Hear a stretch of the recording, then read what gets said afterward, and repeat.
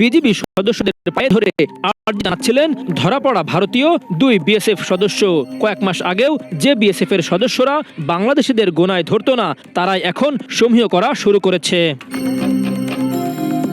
সম্প্রতি ভারতের border security force BSF এর 2 সদস্য অস্ত্রসহ আন্তর্জাতিক সীমান্ত পেরিয়ে বাংলাদেশের অভ্যন্তরে প্রবেশ করে বাংলাদেশি কৃষকদের ধরে নিয়ে যাওয়ার চেষ্টা করে, কিন্তু স্থানীয়দের প্রচেষ্টায় উল্টো তারাই ধরা পড়েন এবং সেখানে চলে আসেন বিজিবির সদস্যরা।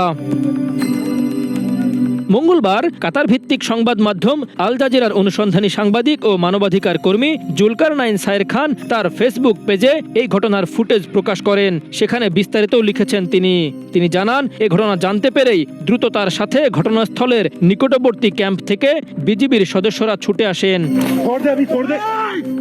সায়ের জানান, সাধারণ জনতা ও বিজিবি সদস্যরা এভাবেই অস্ত্রসহ ধরে ফেলে 2 বিএসএফ জওয়ানকে।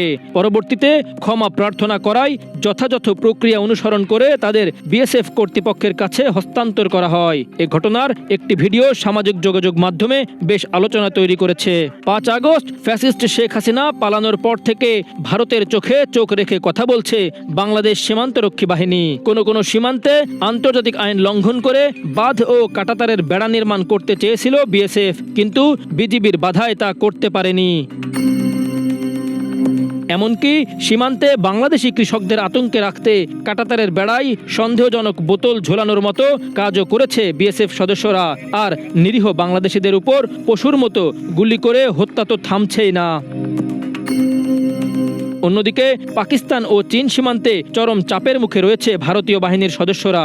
বিএসএফ সদস্যদের প্রতি তীব্র ক্ষোভ ঢালছেন নেটিজেনরা। তবে এই মুহূর্তে 2 বিএসএফ সদস্যকে ক্ষমা করে তাদের দেশে ফিরিয়ে দিয়ে মানবিকতার অনন্য দৃষ্টান্ত স্থাপন করেছে বর্ডার গার্ড বাংলাদেশ।